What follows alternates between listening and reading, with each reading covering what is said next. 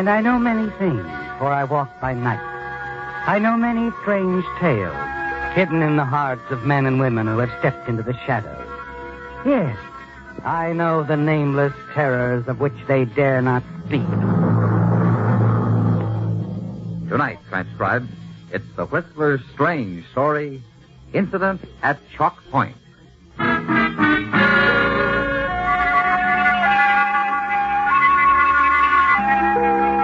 Chalk Point is a tiny strip of land that extends into the Pacific, and at land's end stands Yeager House, a large and gloomy old structure built at the turn of the century, barely visible now in the swirling mist, the heavy fog that clings to the coast of Northern California. And in that fog, strolling casually along the beach, Kay Fallon, young, attractive, a polo coat wrapped tightly around her, shutting out the chill of the evening. And then suddenly she stops and peers ahead into the gray shadows. A man. Yes, the figure of a man walking in from the sea, moving through the fog towards you, Kay. And then he staggers and falls on the beach. What's wrong? Are you hurt? Ship. Went down. A shipwreck? Well, when did it happen? Where? Up the coast. We hit the rocks.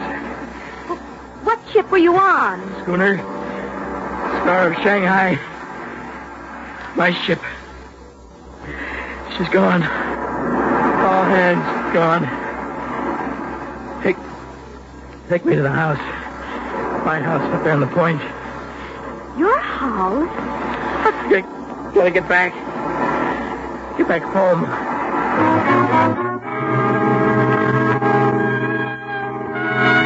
You're puzzled for a moment, aren't you, Kay, by the strange young man who calls Yeager House his home. You've been employed by the owner, Mrs. Yeager, as her secretary companion for over a year now. And you've never seen him there before, nor has Mrs. Yeager ever mentioned it. He's confused, isn't he, Kay? Yes, that's it. The shock of the wreck. And so you help him along the beach into the house. You leave him sitting in the chair by the fireplace in the study, and then hurry down the path to the caretaker's cottage. Dave. Dave. Why, Miss Kay, what's wrong? There's been a shipwreck. I found one of the survivors down on the beach a few minutes ago. You better get a doctor and notify the authorities. Sure thing. When this happened? Well, I don't know for certain. The man seemed dazed. He did say it was his ship, a schooner, the Star of Shanghai. The Star of... Oh, what's the matter? You sure he said Star of Shanghai? Well, yes, of course. What's wrong? Well, that was the name of Captain Yeager's ship, miss. The Star of Shanghai. A schooner. She went down over 25 years ago. All hands lost.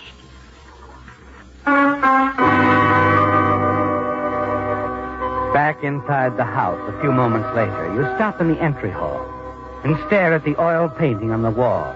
A painting of a three-masted schooner, Captain Yeager's ship, the Star of Shanghai. An uneasy feeling begins to creep over you, doesn't it, Kay? Yes. And then suddenly you're aware of a buzzer ringing close by. It's Mrs. Yeager. You hurry upstairs to her room and find her, as usual, propped up in bed, a book resting in her lap. I've been ringing for quite some time, my dear. I'm sorry, Mrs. Yeager. That's all right, Kay. If you'll be kind enough to bring me my hot milk now. Right away, Mrs. Yeager. Kay? Yes? Is something wrong? Why, well, no. You seem disturbed. Oh, no, it's nothing really. There is something on your mind. Well, in a way. Mrs. Yeager, your husband, his ship was lost at sea some 25 years ago. Yes, that's right. On a night very much like this one, Kay. strange you should ask about it now. Oh? For some reason, he's been in my thoughts all evening. It's the fog, I suppose. The horns and all. Where was the ship lost? Not far from here. Up the coast. My life ended that night, my dear. I was very much in love with my husband. Have you never seen a photograph of him? No, I never have. The album there, dear. Hand it to me, will you? Here you are, Mrs. Yeager. Thank you, my dear. Here. The captain. This photograph was taken shortly after we were married. Look, Kay. Wasn't he handsome? You take the album, and your hand begins to tremble as you stare at the faded photograph. You can't believe what you see, can you, Kay? The man in the photograph is the image of the man you found on the beach just a few minutes ago. Why, Kay, what is the matter, my dear? Nothing. Nothing at all, Mrs. Yeager.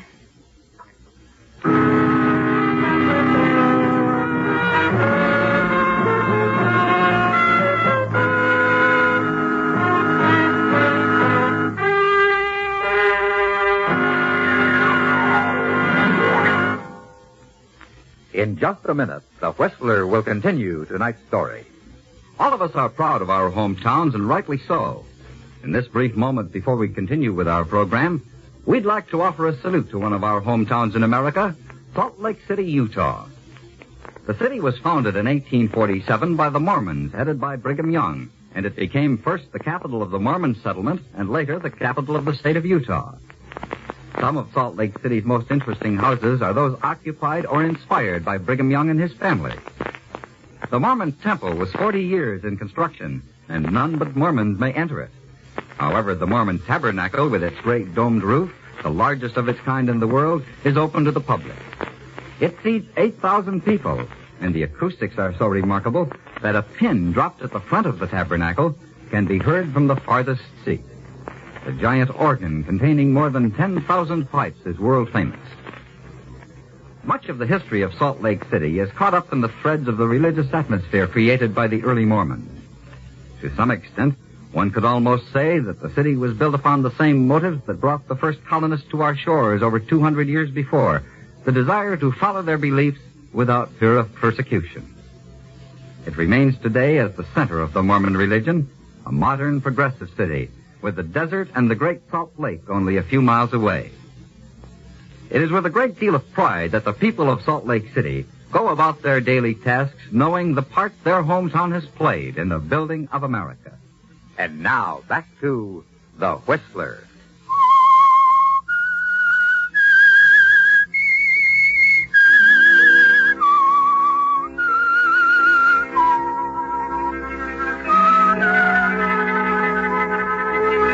It was a shock, wasn't it, Kay? Discovering the photograph in the album. A photograph of Captain Yeager, lost at sea some 25 years ago. And yet you're certain it's the same man you found on the beach off Chalk Point just a few minutes ago, very much alive. A man who seemed dazed, spoke of the wreck of a ship named Star of Shanghai, the same as Captain Yeager's old ship. You leave Mrs. Yeager in her room and hurry downstairs. The doorbell. Here's the doc, Miss Kay. He brought the sheriff with him. Oh, yes. Come in, Dr. Henderson, Sheriff. Evening, Miss Allen. Now, where is this young man? In there, Doctor, the study. We'll take a look at him. I'll go with you, Doc. Miss Allen, old Dave was telling me you said this man mentioned the Star of Shanghai. Yes, that's right, Sheriff. That was the name of Captain Yeager's ship. Went down 25 years ago. So I understand. Did this man say when the wreck happened? Well, he said something about being in the water for hours and hours. I see. Funny, We usually get a call from the Coast Guard when there's a shipwreck. And you didn't? Oh, Miss Kay, Yes, Doctor. the young man. You sure you left him in here? Why, of course, isn't he?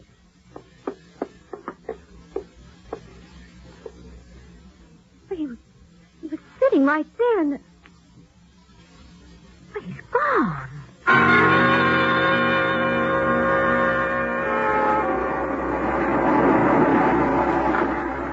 I can't understand it. We might have wandered down to the beach again. Maybe. I'll have my deputy organize a search party as soon as I can get to a phone. You're a writer, aren't you, miss? In my spare time.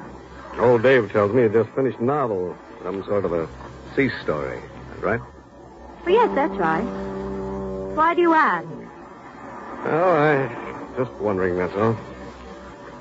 What is it, Sheriff? You know, for your sake, I hope this isn't just a publicity stunt, Miss Fallon. Publicity stunt. Now, see here, If Sheriff. Captain Yeager was still alive, he'd have made himself known years ago. But the photograph in Mrs. Yeager's album, it's the same man. I know Oh, it. sure. But I tell you, Good night, Miss Fallon.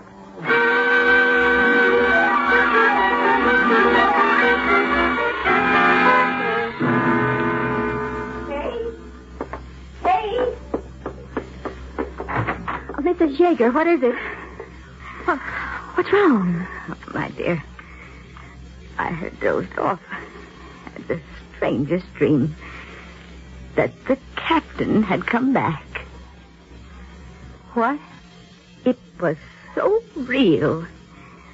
He was standing here by my bed, looking down at me.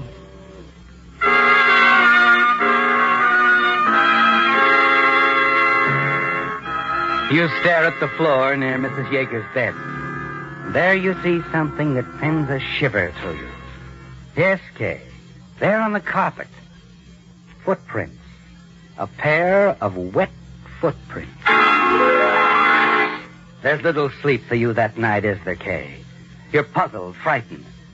The following afternoon, you drive into the village, determined to get at the bottom of this mystery. No, Miss Fallon, we couldn't find any trace of the man. I see, Sheriff. Oh, checked with the Coast Guard, too. They don't know anything about a shipwreck. The only schooner called the Star of Shanghai they ever heard of went down 25 years ago.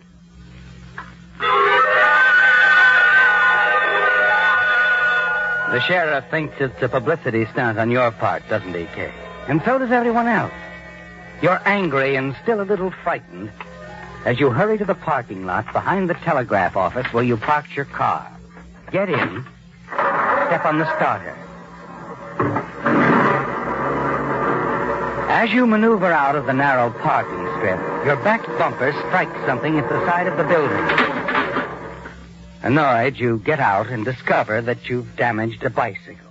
You leave a note with your address and then drive swiftly back to the house at Chalk Point. As you start inside, you glance toward the sea, and your heart seems to jump in your throat. A low fog still clings to the shore. In it, the figure of a man walking slowly along the beach. You hurry down the path, your heart's pounding now.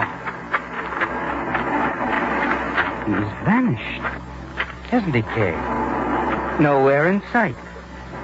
Suddenly, you hear a familiar voice behind you. Hello, Kay. Oh, Jeff. Sorry, didn't mean to startle you. Oh, that's all right. I'm glad you're here. Just thought I'd come down and take a look around on my own.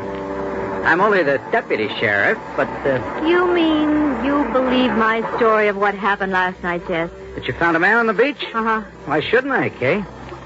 But as for it being Captain Yeager, well... Of course it wasn't Captain Yeager. But the photograph in the album, it's the same man. I wonder if you could get that photograph for me. Quietly, that is. We don't want to alarm Mrs. Yeager. Yes, I think so. I'll have to wait till she goes to sleep tonight. I'll bring it to you in the village in the morning. Okay. Oh, got a few minutes now?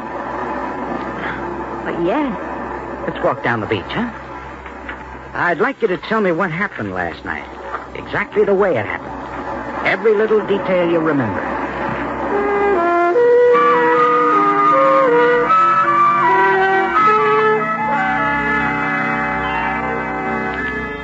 At last, Kay, you found someone, a young deputy sheriff, a man you feel certain you can trust, who will listen to you and believe you.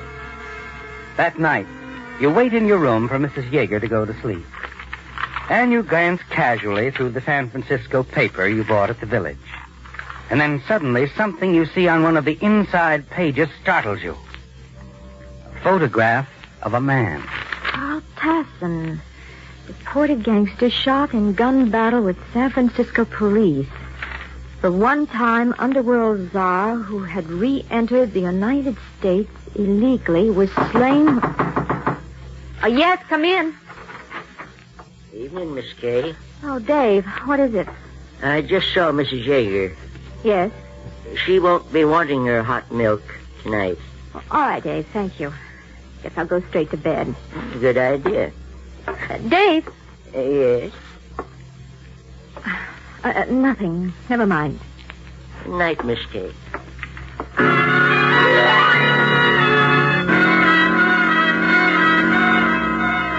It suddenly occurs to you, doesn't it, Kay, where you saw Carl Tasson before. You saw him with old Dave 2 weeks ago. You bumped into them accidentally one night as they were leaving his cottage, and you remember how they hurried away when they saw you. You wonder about the whole Chalk Point setup, and things begin to fall into place for you now as you sit there thinking it out. And quickly you tiptoe down the hall to Mrs. Yeager's room and listen. You hear a voice, a man's voice, but you can't make out what he's saying. And then... Miss Kay. Dave. Too bad you were listening, Miss Kay. Now you'd better go on in. Now, look, Mrs. Yeager, if you insist... Dave! What's the idea? She was outside of the door, ma'am, getting an earful. Well, Miss Fallon. We've met before, haven't we? That's right. On the beach last night, you, rescued me from the surf. Captain Yeager, that's me. No, really? I find that a little hard to believe. So the police, huh? You planned the whole act to discredit me. Oh, Mrs. Yeager planned it. I preferred more violent action. Mrs. Yeager? Hmm? Yes, Kay. I didn't want you to get hurt. And all this because I happened to see a man outside of Dave's cottage 2 weeks ago. A gangster you'd smuggled into the States, Carl Tasson. That's it, isn't it? That's right.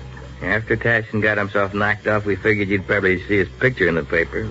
Maybe go to the police. But after what happened last night, they wouldn't believe the story about Tasson either, huh? Right. In your case, a little girl who cried wolf once too often. Very clever, Mr... Norton. Captain Norton, master of the freighter Edward Carlton.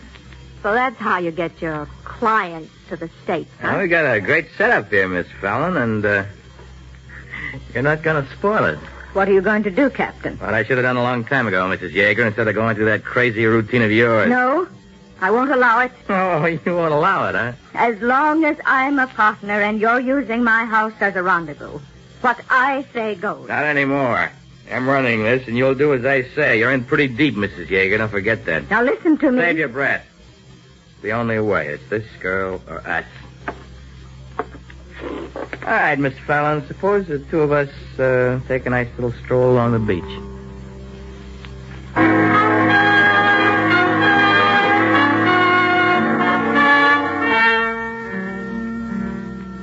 He's going to kill you, isn't he, Kay? Yes, because you know too much. As you walk through the downstairs hall, you glance at the clock. A few minutes after 9. You move out of the house, Captain Norton right behind you, the gun in his hand. And the two of you go down the path to the beach. All right, Miss Fallon, this is as far as we go. Listen to me, Captain. Like I told the old lady, save it.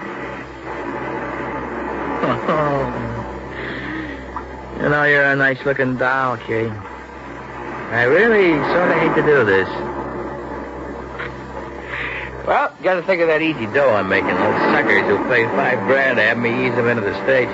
Please, I wouldn't tell anyone. Oh, sure. Yeah, I bet you wouldn't. Sorry, baby. Sorry.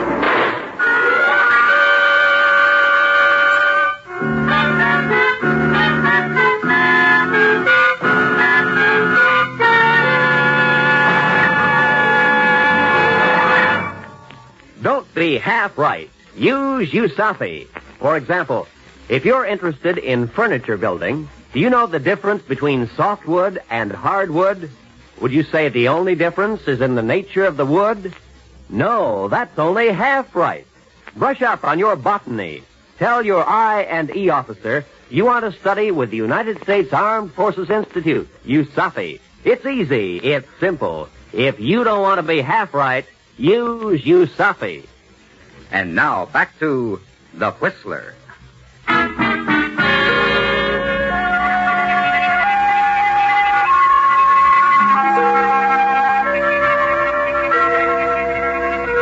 It all seems like a nightmare, doesn't it, Kay?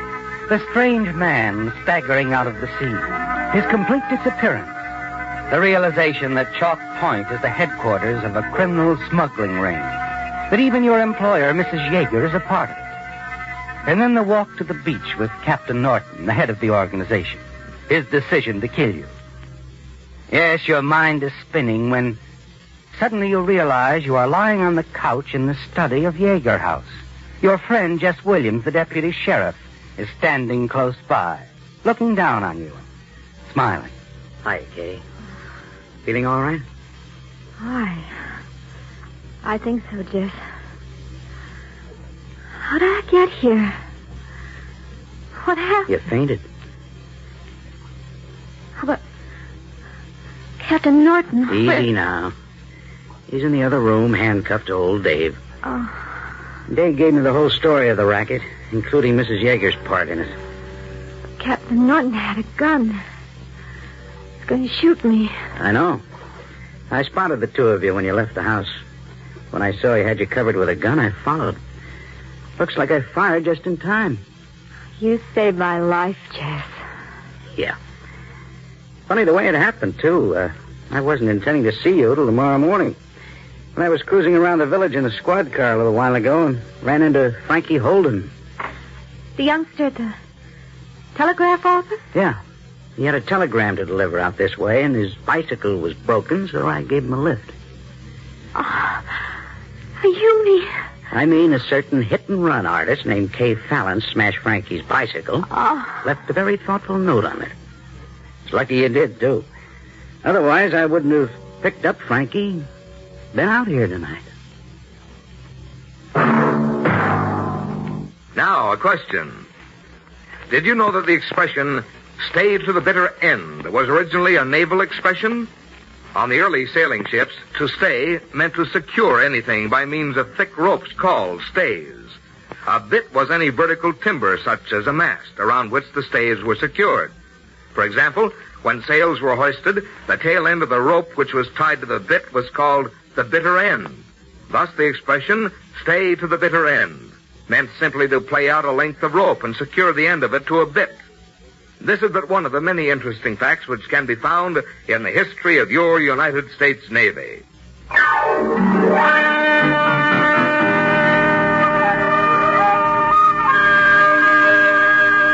Featured in tonight's transcribed story were Bill Forman as the Whistler, Gene Bates, Lamont Johnson, Fred Howard, Vivi Janis, Jack Moyles, and Bill Boucher.